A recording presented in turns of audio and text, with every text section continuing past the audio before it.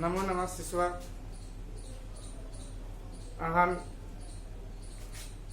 लालमोहर प्रसाद सरस्वती शिशु मंदिर महाराजा हातारा नगरस्य आचार्य। आद्य अहम भवन्तः पठित पाठस्य विषये प्रथम पाठ सुभाषितानि विषये चर्चा करोमि। सर्वे जानन्ति संस्कृतं प्राचीना भाषा अस्ति।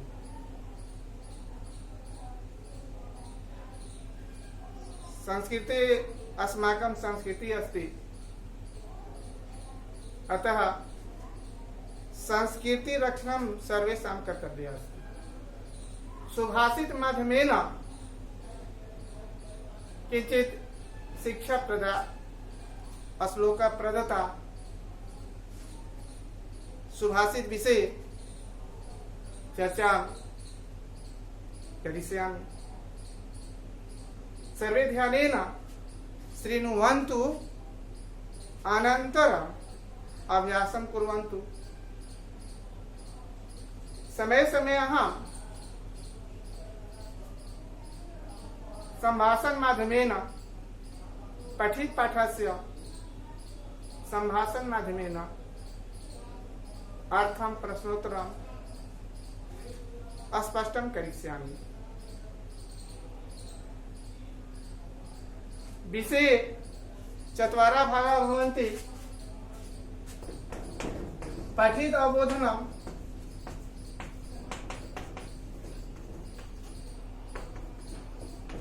अपठित अवबोधनम्,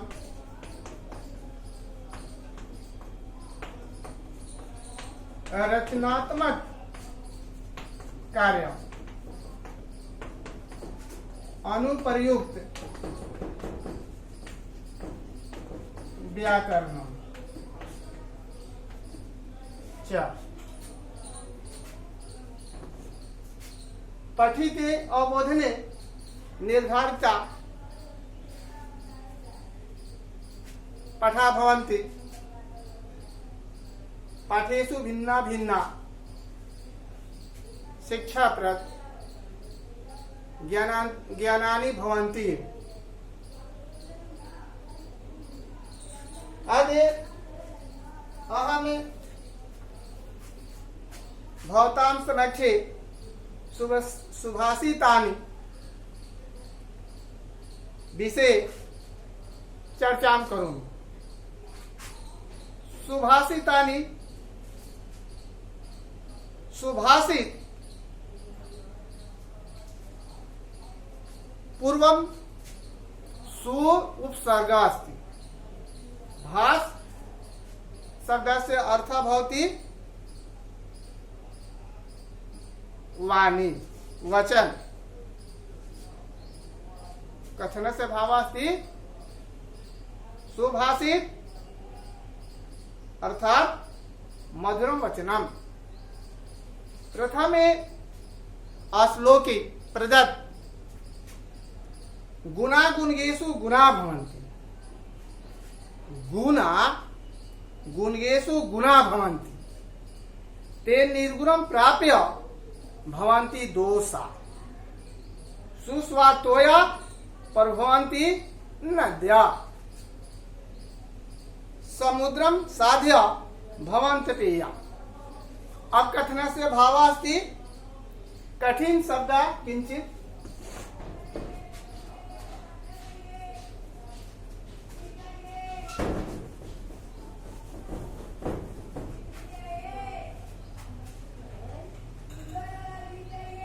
गुणगेषु, गुण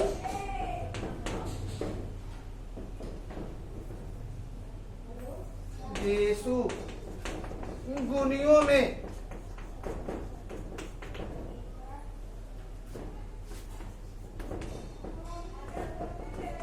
सप्तमी बहुवचन।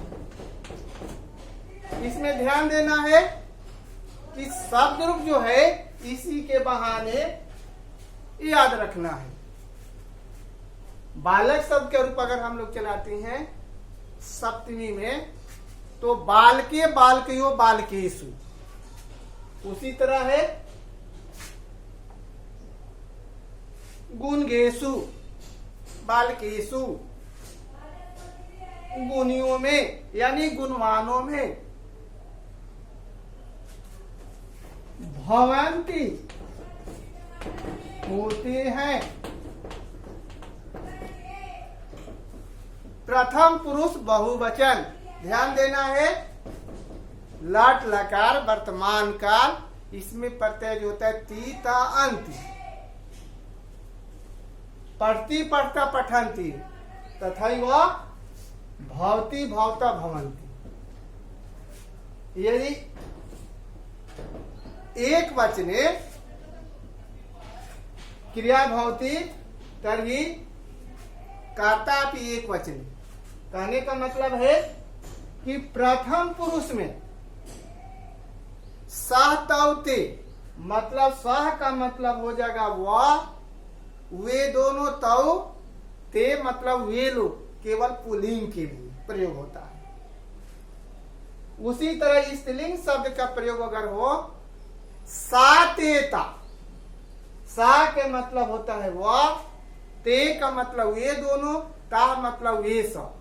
उसी तरह अगर एक नाम रहे, चाहे वो पुल्लिंग में रहे या स्त्रीलिंग में, तो उसमें हम लोग ती का प्रयोग करते हैं क्रिया में।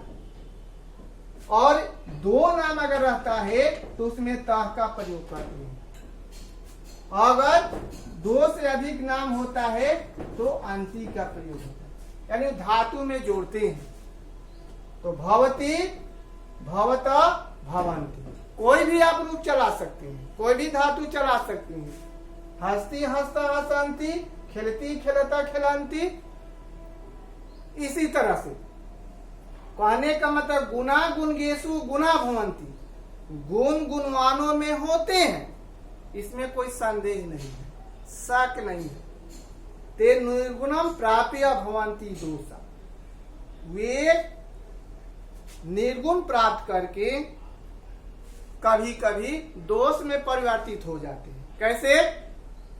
कहता है कि सुस्वातोया प्रभवंती नद्या, नदियां जो हैं, नद्या का मतलब यहां हो गया नदियां, रूप चला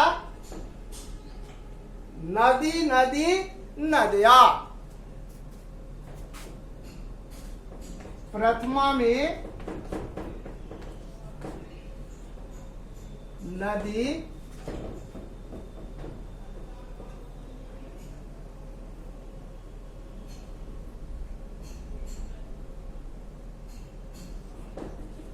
नद्या नदिया, यही है बहुवचन नदियां। तो कह रहे कि नदियां जो हैं स्वादिष्ट जल प्रदान करती हैं, अर्थात मधुर जल देती हैं, किंतु वही जल जो है, नदी का जो जल है, बहते बहते अगर वह समुद्र में जाकर मिल जाती है तो समुद्र की देन है कि वह पानी जो है खारा हो जाती है। खारा अर्थात नमकीन हो जाती है, यही कहने का भाव। फिर दूसरा कह रहा है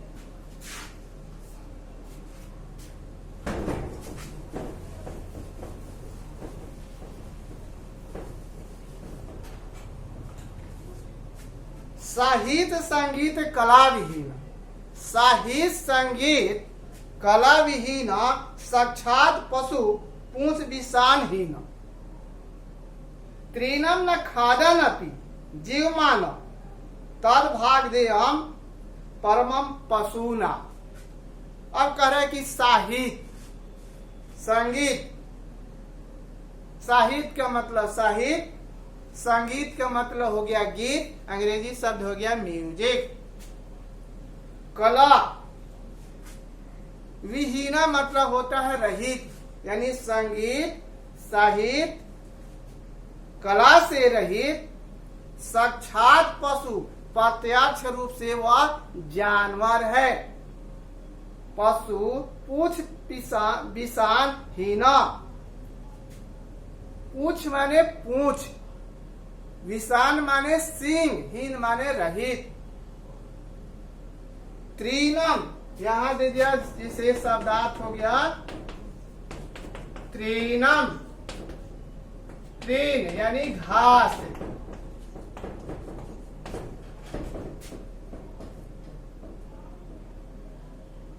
कहते कि न माने नहीं, खादन अपि न खाते हुए, जीव मान मतलब जीवित है। तद मतलब वह, तद भाग ध्येयम वह सौभाग्य, परमम परम। लेकिन पशु नाम पशुओं का, जानवरों का, पशु नाम जानवरों का, पशुओं का। और ये भी जो हो गया ये षष्ठी बहुवचन। इसी समय आपका शब्द रूपी हो गया। बालका नाम, पशु नाम, देवा नाम, नरा नाम, गजा नाम। यानी जब शब्द के अंत में नाम जुटा रहेगा तो ये षष्ठी बहुवचन प्रयोग होता है। पूरा अर्थ हो गया, जिसके पास साहित्य, संगीत, कला से रहित है, वह व्यक्ति अर्थात वह मनुष्य साक्षात पशु के समान है, मतलब जानवर के समान है, बिना सींग पूंछ के है। उसके पास न सींग है न पीछे पूंछ है। वह घास न खाते हुए भी, वह व्यक्ति जो है मनुष्य है, लेकिन घास ना खाते हुए जीवित है, मतलब जिंदा है। यह सौभाग्य सिर्फ पशुओं का है, मतलब जानवरों का है। फिर अगला कहता है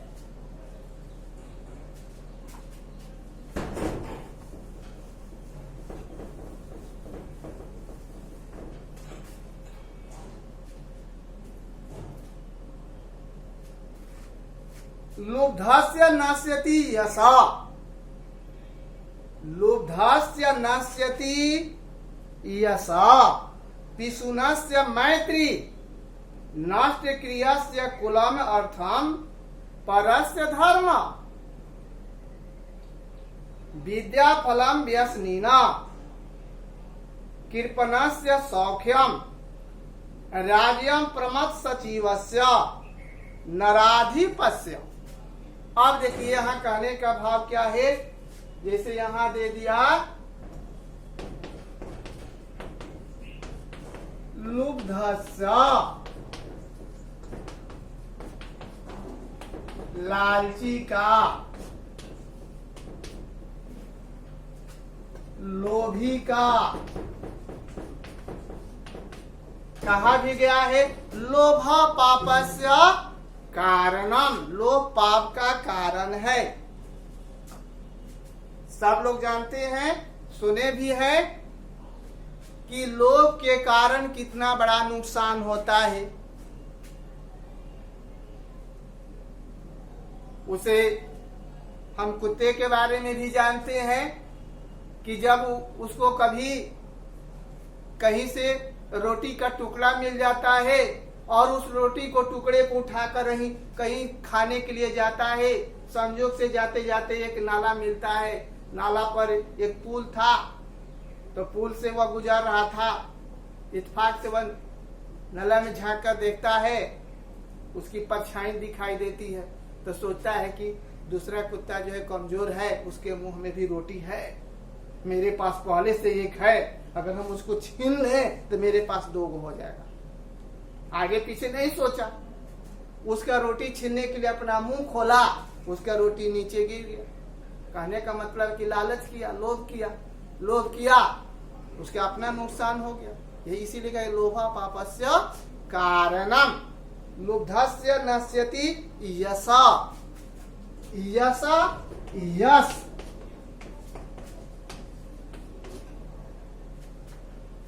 कृति,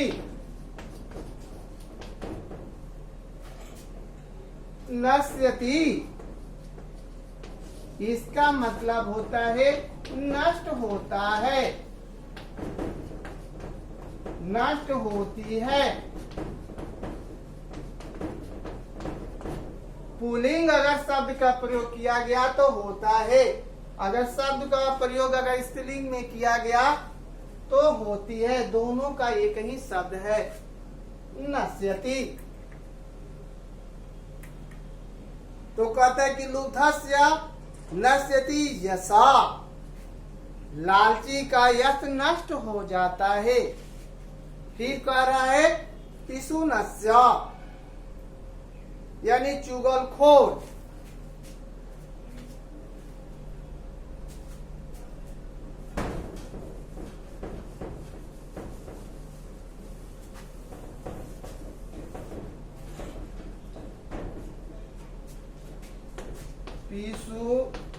पिशुनस्य, चुगलखोर का। मैत्री, मैत्री का मतलब हो गया दोस्ती।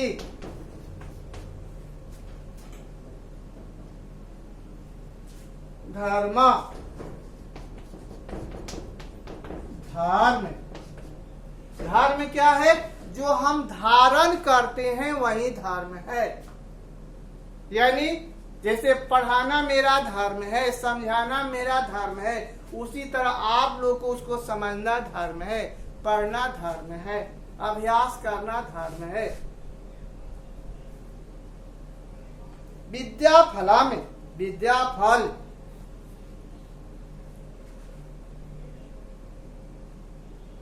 व्यसनीना, व्यसनीना,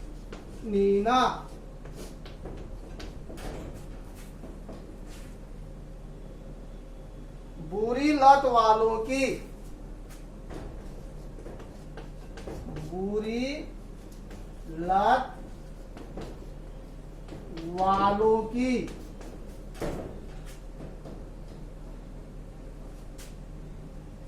आप फिर कर रहे कृपणस्य,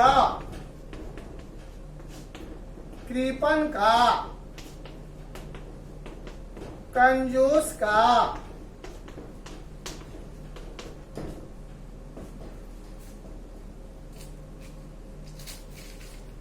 राज्यम, राज।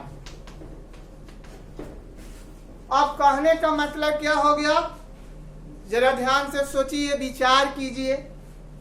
जितना विचार कीजिएगा, अभ्यास कीजिएगा, स्वाध्याय कीजिएगा, आपका आपके अंतःकरण तक पहुंच जाएगा। तो लुब्धस्य नश्यति यश, लालची का यश नष्ट हो जाता है। पिशुनस्य मैत्री, चुगलखोर की दोस्ती समाप्त हो जाती है।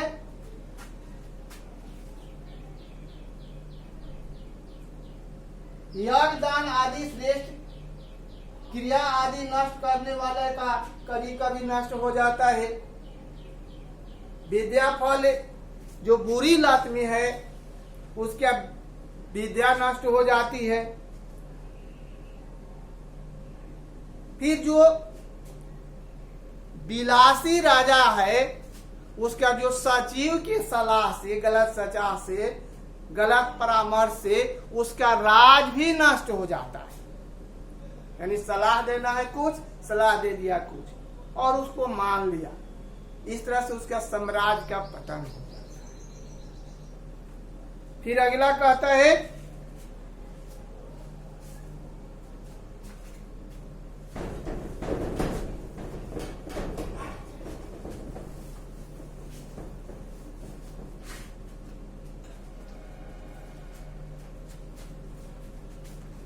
कहते कि पीत्वा रसम तु कटुकम, पीत्वा रसम तु कटुकम मधुरम समानम माधुर्यम एव जन एव मधुमक्षिका सौ संत तथैर समसजन दुर्जनानाम श्रुत्वा वच मधुर सुक्त रसम सृजन्ति। कहने का यहाँ भाव है, अब शब्दार्थ है कठिन शब्द पीतवा। पीतवा मतलब पीकर। अब इसमें ध्यान देंगे, इसका मूल धातु जो है पा धातु हो गया, पा धातु, इसमें कत्वा प्रत्यय जुट गया,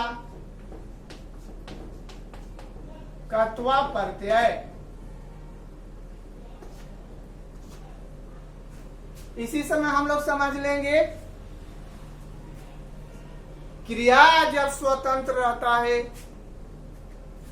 कत्वा प्रत्यय, किंतु क्रिया किसी पर अगर आश्रित हो जाए तो लय प्रत्यय क्या होगा? जैसे आगत्य, आकर, आ प्लस गम प्लस लय प्रत्यय, आकर। कहने का मतलब है वह खाकर पढ़ता है, सा खादित्वा पठती। किंतु अगर कहा गया सह अत्र आगत्य पठतु, कहने का मतलब वह यहाँ आकर पढ़े।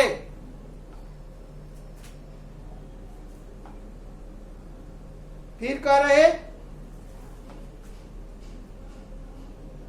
कि पीत्वा रसम तु कटुकम मधुरम समानम। मधुमक्खियां जो हैं हमेशा कड़वी फूलों का रस पीकर शहद तैयार करती हैं, ये जो मधुमक्षिका हैं। उसी तरह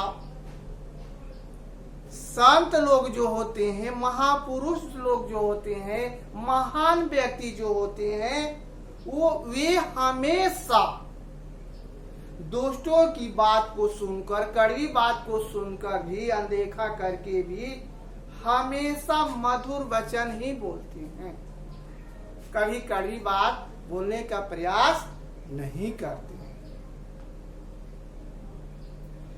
फिर है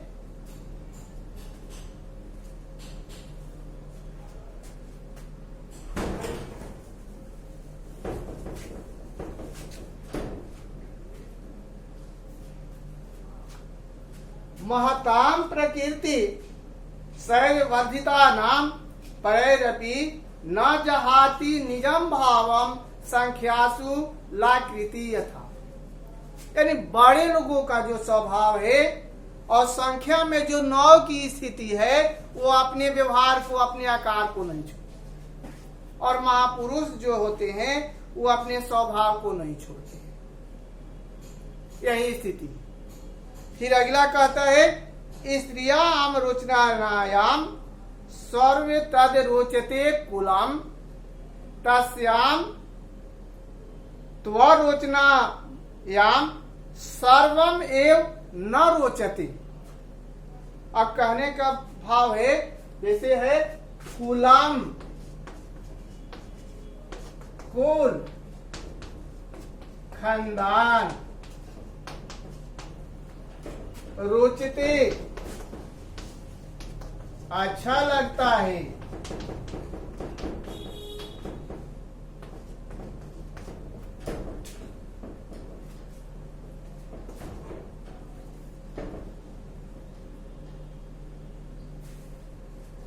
विचार करने की बात है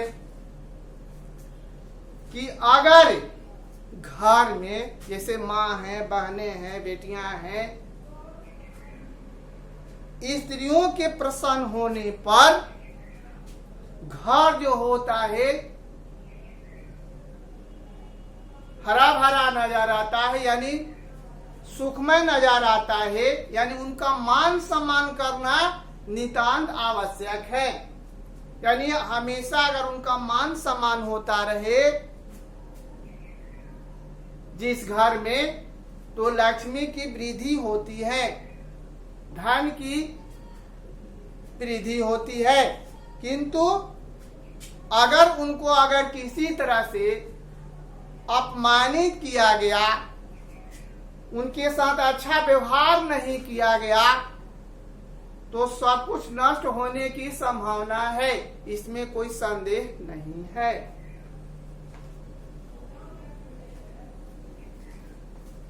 अब इसमें ध्यान देंगे आप लोग। सर्वप्रथमम स्वाध्यायम प्रदत्त कठिन शब्दानाम अर्थम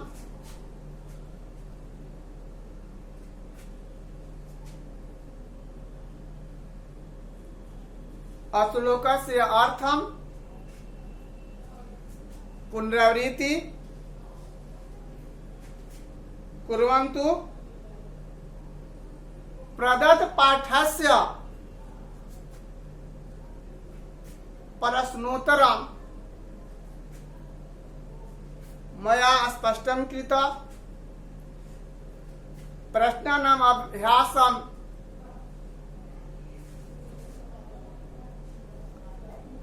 आवश्यकम भविष्यति। समय समय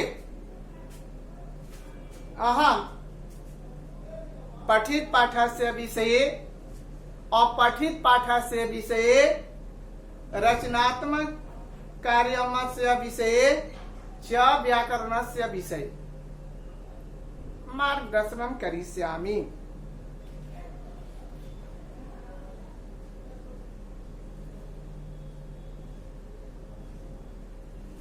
पठित पाठस्य विषये किंचित प्रश्न निर्माण अपि अस्ति, तस्य समाधानम्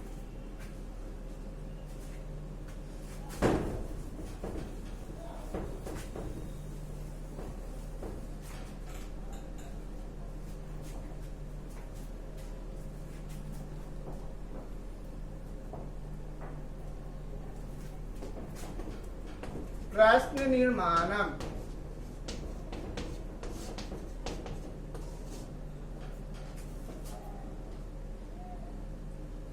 लुब्धस्य यशः नष्टि, लुब्धस्य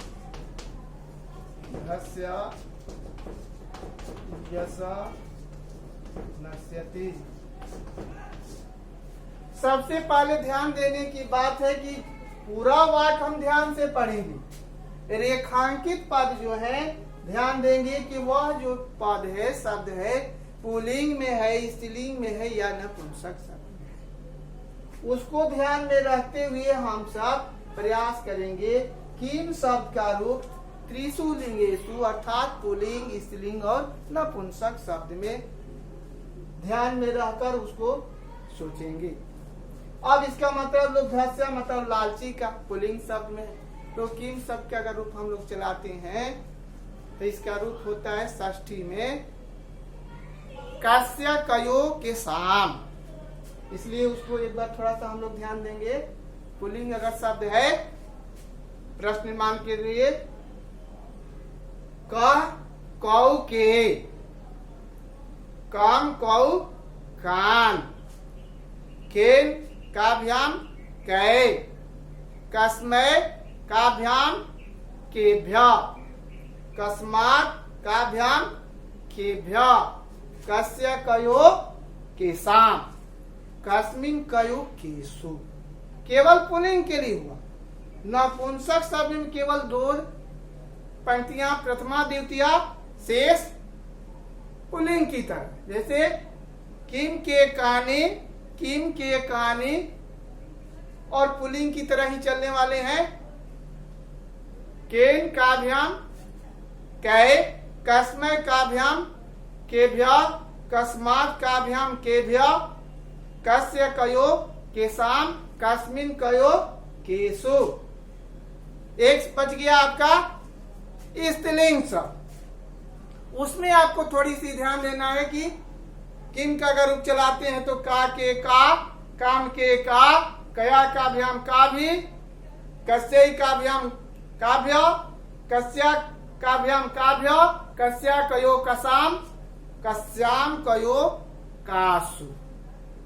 और बहुत सारे हैं, अगला बार भी जब समझाएंगे तो बहुत सारे हैं प्रश्न करने के लिए। जैसे संख्यावाचक रहता है तो उसमें जो है हम लोग कति का प्रयोग करते हैं। जैसे मान लीजिए है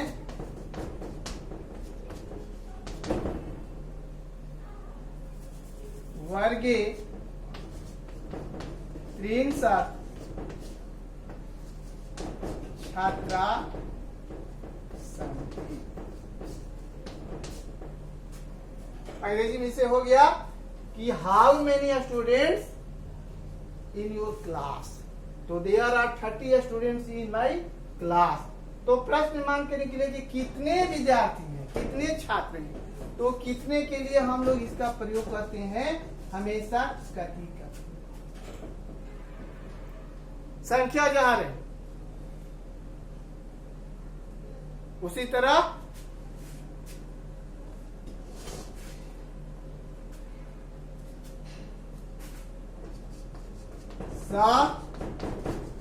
प्रातः पंचवादने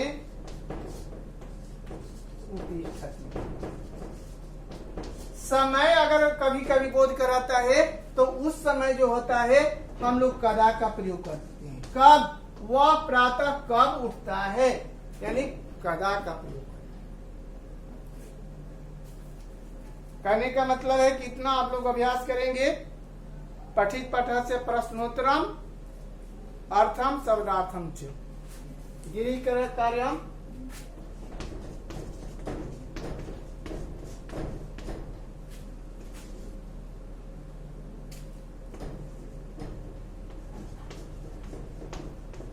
पठित पाठस्य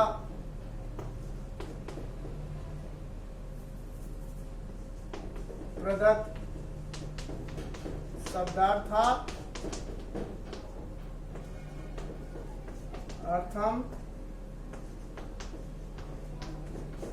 प्रश्नोत्तरम च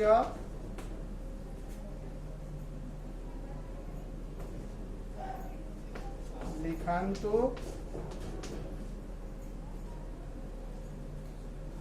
अभ्यासम कुर्वन्तु।